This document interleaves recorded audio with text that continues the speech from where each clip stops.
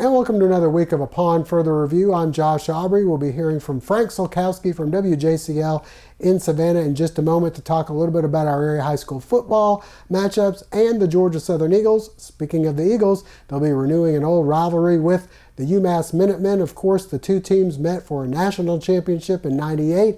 With UMass won, and then the Eagles returned the favor in '99 in the playoffs with Adrian Peterson rushing for over 300 yards and 5 touchdowns. This time around, though, not as much on the line, although it is both teams looking for their first win of the season. As for our area high school football, Statesboro High with this Friday off. As for the Southeast Bullock Yellow Jackets, they'll be on the road at Groves, and the Bullock Academy Gators will be at Pinewood for a state championship berth on the line. Portal, meanwhile, on the road at Savannah Christian. We'll hear from Frank Sulkowski in just a moment, but first we'd like to remind you, for any legal advice you may have in the Statesboro Bullock County area, we've got the man for you to call, Lovett Bennett Jr., attorney at law PC. Lovett's office located in downtown Statesboro.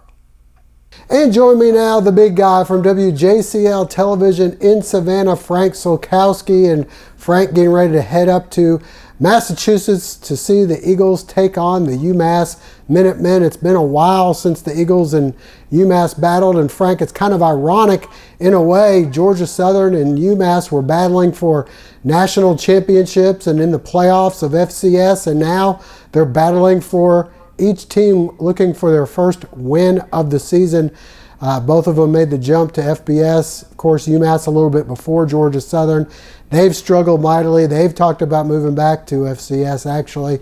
The Eagles, I don't think, want to get back there. But as for the game itself, Frank, and how the Eagles are doing right now, not too good, 0-5 on the year. Well, I'll tell you what, Josh, you got two teams, both searching for that elusive first win here in 2017. And again, we've watched Georgia Southern closely. We've seen their issues. We've seen the problems here as of late. Hopefully they can get it all together here. And we keep saying that as each week passes. We hope that this can be the week. But here we are. You're 0-5 at this point. You now have 7 games left on your schedule. If you want any postseason football, you've got to win 6 of the last 7, which is a daunting feat. But you can't get to 6 wins or 7 wins or anything before you get to that first win. Hopefully it will come against UMass, and you're taking on a UMass squad who's had a little bit of extra time to prepare for Georgia Southern. That's one thing going in the Minutemen's way. Then, of course, they have home field advantage, and you know, it's a team that they have been able to put up some points in some of their games this year.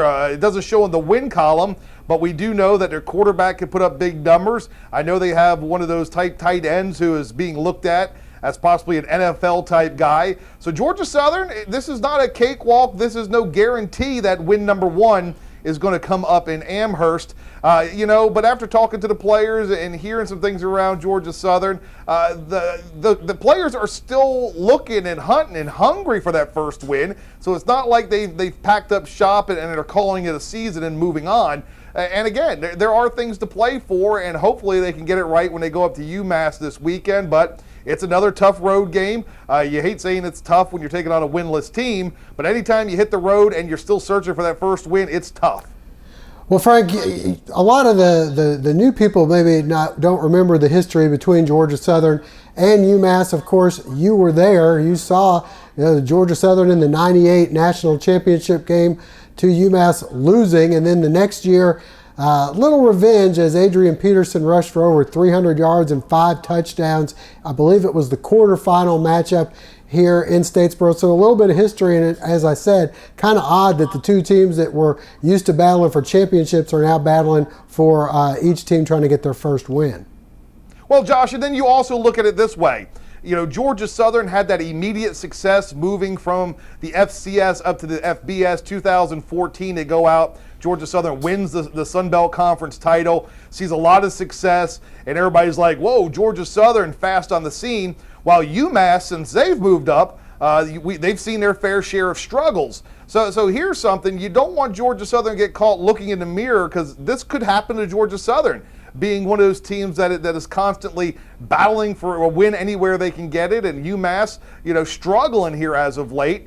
You don't want to give these guys any thoughts or semblance of a chance to win this game. So Georgia Southern needs to come out and get hot fast, and I think that could go a long way. If Georgia Southern could come out and probably get up by a couple scores, UMass could be, oh, here we go again, and that's going to be the key to this thing. Georgia Southern can't go up there and lollygag through it and just be in the moment. They need to go up there firing and rearing to go. I mean, as soon as they get on the plane in Savannah and hit the road on Friday, these guys, and I think a lot of them still do, have a huge chip on their shoulder, and they got to be angry. I mean, nobody's happy at an 0-5 start. And again, hopefully that will motivate them to go up there and take care of business early against a team that, if you get up early, they could say, oh, here we go again, and results in it. But it is. You talk about the history between the two teams. Those, when UMass and Georgia Southern have played in the past, a lot on the line in the way of national championship trophies at the 1AA level. And this is a little different, but still a lot on the line, because that first win, that's the kick in the pants, or maybe the kickstart that one of these teams needs to salvage a 2017 season that, for all intents and purposes, has not been good to this point. No, not at all. And you were with me at the press conference today, and we got the news that Shai Werts may not be playing Saturday, and I guess Cato would be the next one up, and then LeBaron Anthony after him. So you're going to see a good chance of, and we also are going to have a new center, at least for the first half of the game, because the other center, LeVar Rainey, was kicked out of the game for fighting, so he'll miss the first half. Those are not things you want to worry about, especially when you're already winless on the season. Well, exactly right. And you take Shai Werts. Here's the guy who's a redshirt freshman who you've put all your stock into and has seen a majority, nearly almost all the snaps to this point through the season. And now, he's a guy who is going to probably be missed against UMass. And you got somebody coming in who hasn't taken a lot of snaps in, game action. So yeah, there's definitely going to be some big questions, and maybe that could be a spark too. You get a guy in there who's been sitting back watching and knows this is their chance to really catch a spark and maybe put the team on their shoulders. Who knows? I mean, it could be, it's definitely not a positive for Shai. We hope he heals and heals quickly, and we do pray that maybe we do get to see him this week against UMass. But we hope that maybe one of those other guys steps up in a big way, and that could be going a long way to right the ship here in 2017. All right, well, you won't be on a ship, but you'll be on a plane, Frank, joining the Eagles up there in Massachusetts. We wish you the best, but stay with us. Coming up next, we're going to hear from head coach Tyson Summers and some of the players, and then Frank will join us in just a bit to talk about our area high school football matchups.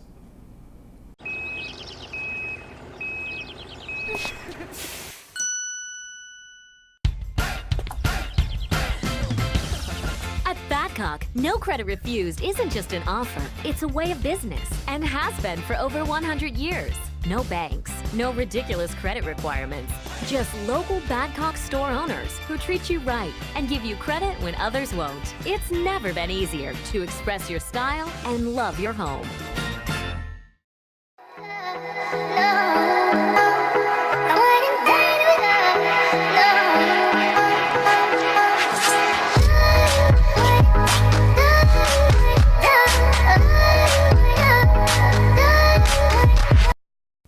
You've heard from me and Frank. Now let's hear from Coach Summers and some of the players.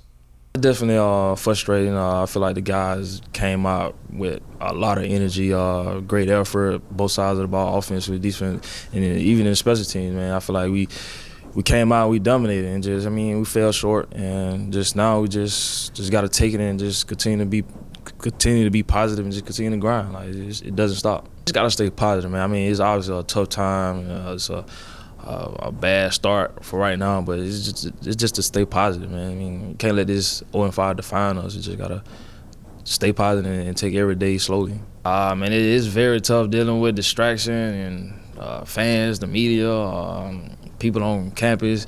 Everybody kind of losing faith in them, but I mean, as long as the team and the coaches, we got faith in our plan, and I feel like we'll be all right. We just got to stay connected and be a unit. we're in a position where we got our backs against the wall. We got to fight, scratch, claw.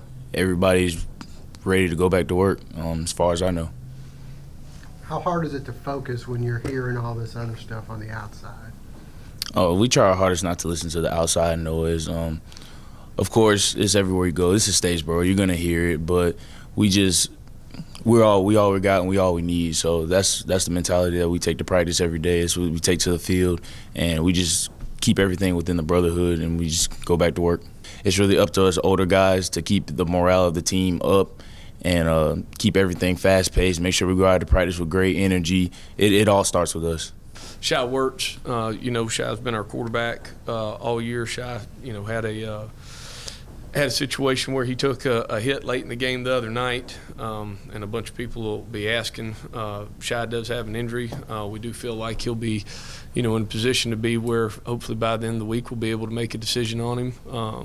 I guess the proper term would be questionable going into the game for what it's got. And then, but we've got guys that, again, we feel comfortable with and that have been getting reps in practice, and guys that they're ready to go. So it'll be the next guy up, whoever it is, and however it works out by the end of the week. I know it's hindsight, but do you regret not having gotten another quarterback any snaps in a game, even though some of those games were, like the Auburn game and some of the games they may have had a chance to get in? Well, right now I think that's an easy thing to be able to say, but again, knew that we were going to go into the year with a first-time starter no matter what, and we were trying to make sure that we gained the most experience we could with the players that we had at the time.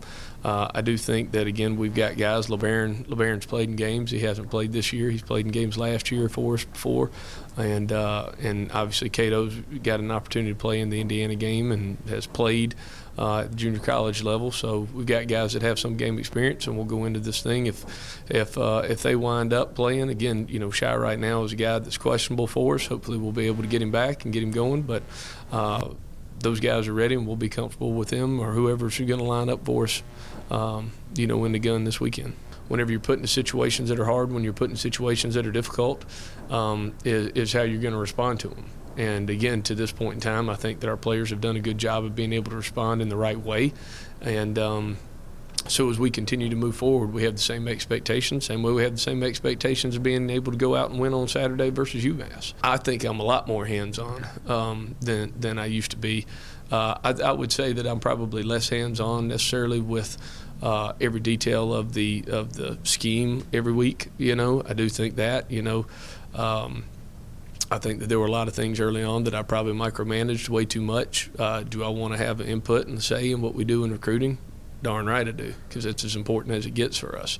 Do I have am I involved in the defense each week? Yes. Am I involved in the special teams each week? Yes. Am I caught up to speed on what we're doing on offense? Yes. But I don't think I'm trying to micromanage coaches or people, and trying to be able to hire people that I think do a good job and are going to be the best fits for our program for a long time. I think that every week you're going to have a part of you that's got always having to have a good blend and a good mix of your base is your base on offense and defense and special teams, while still being able to make schemes and give your guys the best opportunity to win. And so I think that those things change week in and week out. As they go, having a plan for people's adjustments that they're going to make, and having that plan, during the week, not necessarily during a halftime 10-minute talk, is an important part of what we're trying to get done each week.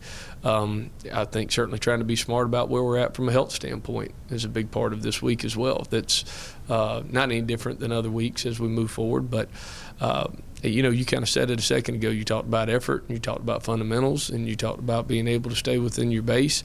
I don't know what is going to drastically change from those three things week in and week out. Anything different that the big plays have been killing you? Big plays we've got to do a better job of, and yes, we got to overemphasize them. We'll spend more time at practice this week making sure that we're getting some of the route combinations that are difficult for us, and some of the challenges that came up from the other night. While I do think that we cut down on some of the issues that we had the week before, we still gave up 3 or 4 that were too big for us and came at costly times, obviously.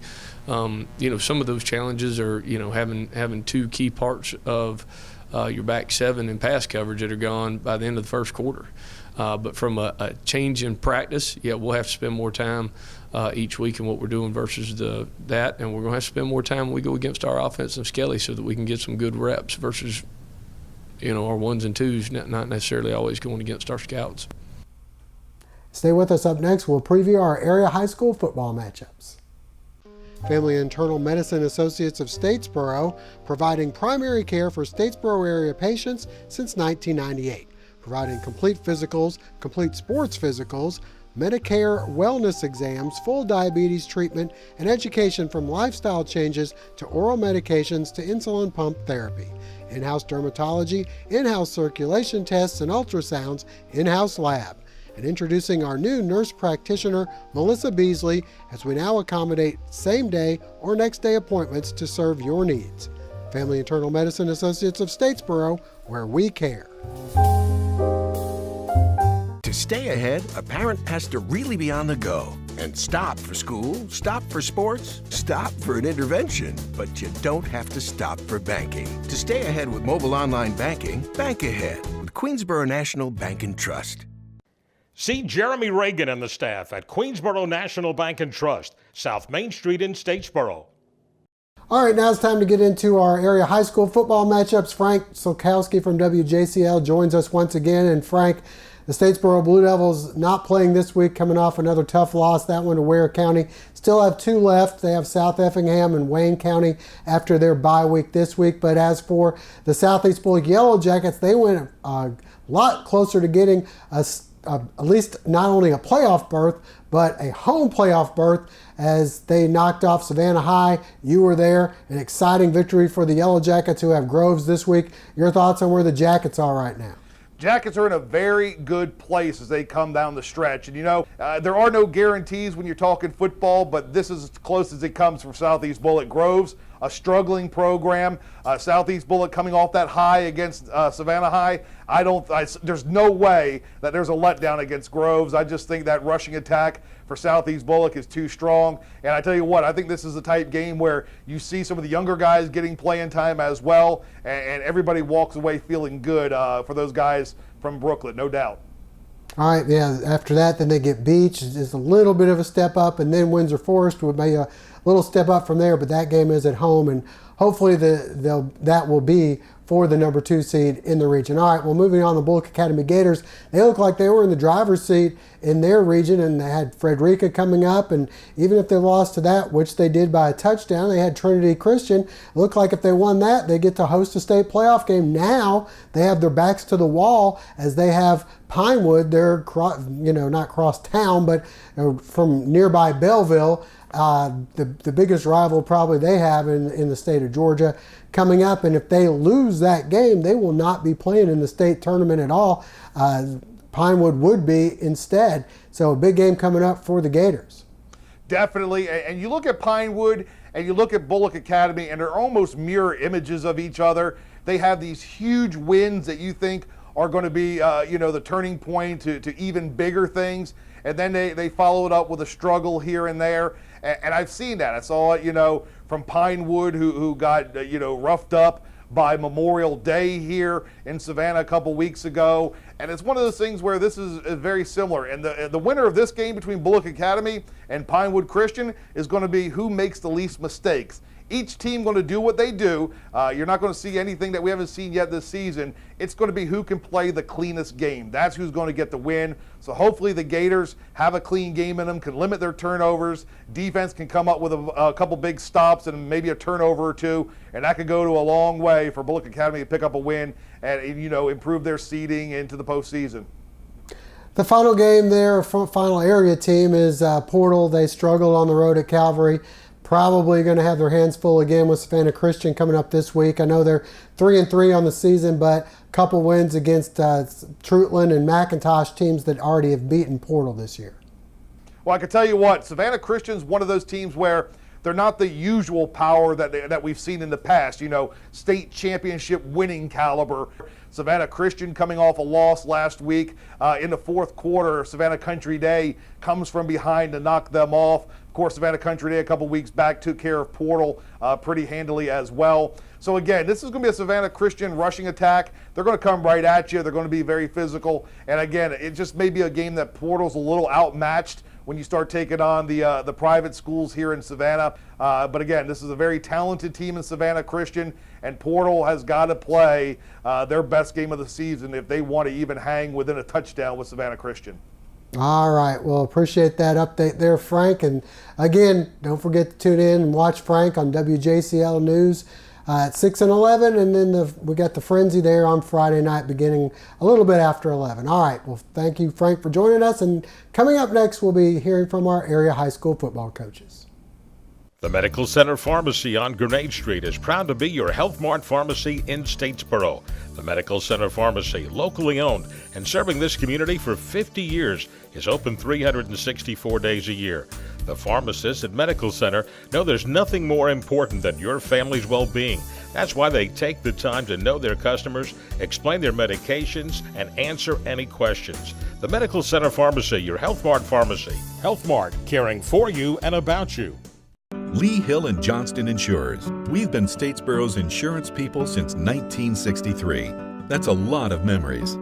Recognized as one of the leading agencies in Georgia, Lee Hill and Johnston is independent and offers a complete line of personal and business insurance for auto, life, home, and health. We'll shop companies to find the lowest premiums and best coverage for you, your family, or your business. Lee Hill and Johnston Insurers, the insurance people since 1963. You've heard me and Frank talk a little bit about the high school games. Now let's hear from a few of the head coaches. I feel like the mindset's good. I mean, they know that we made some mistakes on Friday night and we got beat by a good football team, but we got to forget about that stuff and just keep preparing to get ready to play Pinewood, because realistically this is a playoff game. They're a good football team. They're going to run the football. They do it out of the shotgun, 1 back, 2 back. Defensively, they're going to line up in basically the same defense we run, the wide tackle 4-4. I feel like we're evenly matched up. It's going to come down to that same old story. Whoever doesn't turn the ball over is probably going to win. We've just got to figure out a way to get things done, move the football a little bit, and eat up some clock, and hopefully win a close game in the fourth quarter. They've struggled a lot this year, but all of a sudden they've got new life because now a win puts them into state playoffs.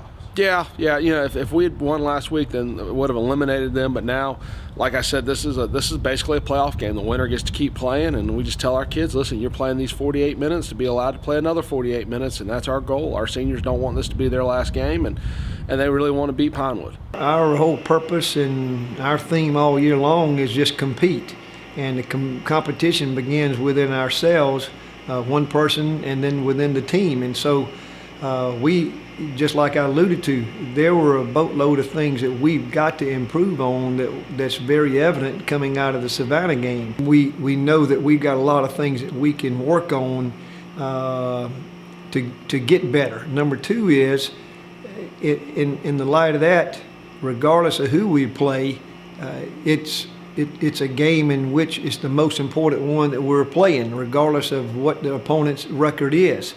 Groves has struggled, but like the other Savannah schools we play, they've got 2 or 3 athletes that can certainly make things happen. We've got fall break going on, we got fair going on, we've got a lot of things to distract us, but our players have responded well with circumstances like that throughout the year. And so with that challenge, we've got to go and be ready to play. And you've had an extra couple of days because of that, or an extra day, I guess, because of playing on that Thursday. That's got to be nice to have as well. Well, it did give us the luxury of having a long weekend playing last Thursday. We are still having some players who have some recurring injuries, several who are not practicing full speed this week, and so we have to take that in consideration as well going into the game on Friday. But we need to get healthy. And stay with us. Coming up next, the moment you all been waiting for, Jennifer Lee Hurst there for her Jen's Pick 6.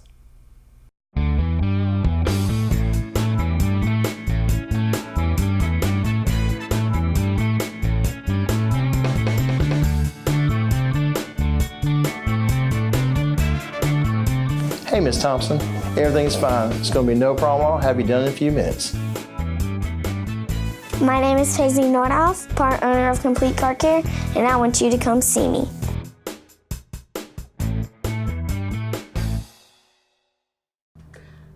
Well, here we are. It's that time of the show again. Jennifer Lee Hirsch here for Jen's Pick 6. Last week, Jen 3-3. She still has not gone below 500 this year. That's good. Josh 4-2. We are now even once again. Somehow, some way, we're even. Sponsors Lee Hill and Johnson. And let's also give a shout out to the University Store. You got plenty of Georgia Southern gear if you want to go out there. They got the shirts, they got hats, they got merchandise. Get out there and support the Eagles. Go to the University Store located on the Georgia Southern campus. Let's get in. Speaking of the Eagles, 0-5. Going up to UMass. UMass is 0-6. UMass is a 7-point favorite. Who you got? You know, I did some research today. Yeah? Okay. Thanks to my cohort who sent me the picks earlier. I did. And that was so smart on me, my part anyway. So you did research. So I did some research, really. Georgia Southern, I will talk about you guys a little bit. For one thing, I don't like the way you're playing football. Okay? That's one thing. Second thing, we talked about the coaches earlier. Yeah. You know, I think our head coach right now is doing a great job. All right. If he can just keep up the pace with the boys, and make sure the football, like we need to. Our problem is right now, I think, Josh, is that they're getting so much involved, which I know that's their ideal, like involved in the football game. Right. They need to put more quarterbacks in there. Well, we're going to get to see one this week. There'll be a new quarterback, it looks like. Perhaps Cato Brown.